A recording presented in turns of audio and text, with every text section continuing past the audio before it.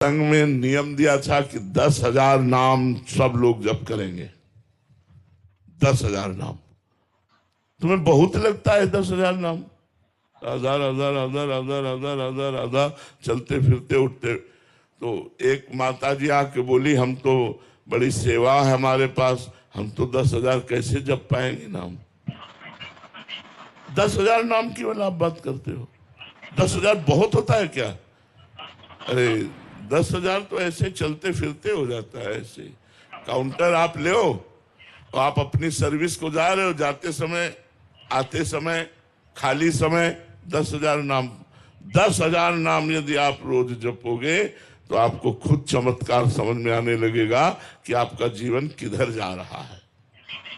जब तक आप भगवान की शरण में नहीं होंगे, नाम जप नहीं करेंगे, तब तक आपकी विषयाशक्ति नष्ट नहीं होगी। और विषयाशक्ति ही हमारे जन्म मरण का हेतु है। भोगों में जो प्रीति है यही हमारे जन्म मरण का हेतु है।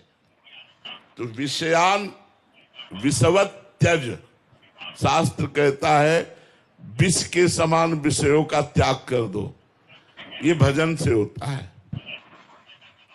आप जितना भजन करेंगे तो आपको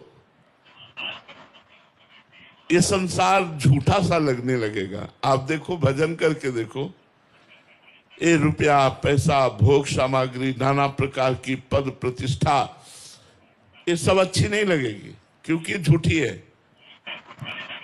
हमें दिन में सैकड़ों बार बात याद आती है। जैसे किसी को कोई प्रियजन याद आता है, ऐसे हमें सैकड़ों बार याद आती, मरना है मरना है। अब ये सूत्र हमको कहीं लगने नहीं देता। क्या है सब नाटक हमारा? मरना है यार, जाना है, यहां से जाना है। कब श्वास टूट गई कुछ पता नहीं, और जब श्वास टूटी तो सब बखेड़ा यहीं छूटा। अब जो भजन किया वो साथ गया नहीं तो कुछ नहीं। कैसा यार देश है जहां से शरीर भी छुड़ा दिया। और ऐसे देश में हम प्रेम करें, इसका नाम मृत्यु लोक है। मरोगे सब। हमारी बात थोड़ी कड़वी लगेगी, सब मरोगे। आज नहीं तो कल सब छूटेगा।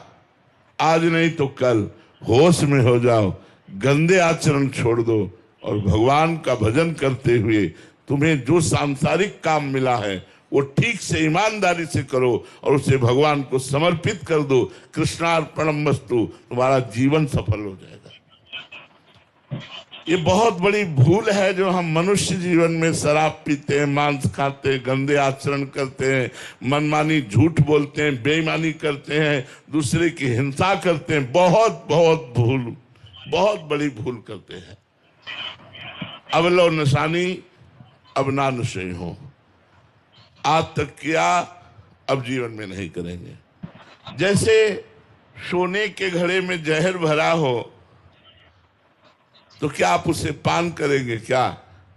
ऐसे ये बोतलों में जहर है जो तुम्हारे शरीर को नष्ट करता है, तुम्हारी बुद्धि को भ्रष्ट करता है। देख लो, भीष्म जैसे महात्मा जब सरसैया पे बैठे उपदेश कर रहे हैं युधिष्ठिर को, तो द्रौपदी जी ने कहा ये ज्ञान उस समय कहाँ गया था जब सभा में मुझे निर्वस्त्र किया जा रहा था? तो कहा बेटी, दुर्योधन का पवित्र अन्न खाने से हमारी बुद्धि भ्रष्ट हो गई थी। आज 6 महीना हो गए, बाणों के लगे से खून निकल गया, अब मैं पवित्र हो गया हूं। अब जो प्रश्न करोगे सही उत्तर मिलेगा। अगर अन्न दूषित हो तो बुद्धि भ्रष्ट हो जाती, इतने बड़े महापुरुष बोल रहे हैं। और दूषित पदार्थ खाओगे तो तुम्हारी बुद्धि शुद्ध रहेगी। इसलिए भाई, एक गंदा भोजन, गंदा संग, गंदा पेय पदार्थ, इनका त्याग कीजिए। और जीवन का आनंद क्या है? देखो, आनंद अगर आप अनुभव करना चाहो, हम अपना उदाहरण इसलिए देते हैं कि प्रत्यक्षम किम प्रमाणम। यदि प्रत्यक्ष में हो तो ज्यादा अच्छा प्रमाण समझ में आता है। हृदय नाचता रहता है आनंद से। क्यों? क्यों? प्रभु की है। तो क्या तुम्हारे जीवन में संकट नहीं आएगा? हम आपको सूचना दे रहे कि 13 वर्ष की अवस्था से भगवान के मार्ग में तो हमारी ये दशा है। ये दुर्दशा का क्षेत्र है संसार। क्या तुम्हारे शरीर में रोग नहीं आएगा? क्या तुम्हारे जीवन में विपत्ति नहीं आएगी? अगर आएगी तो फिर क्या करोगे?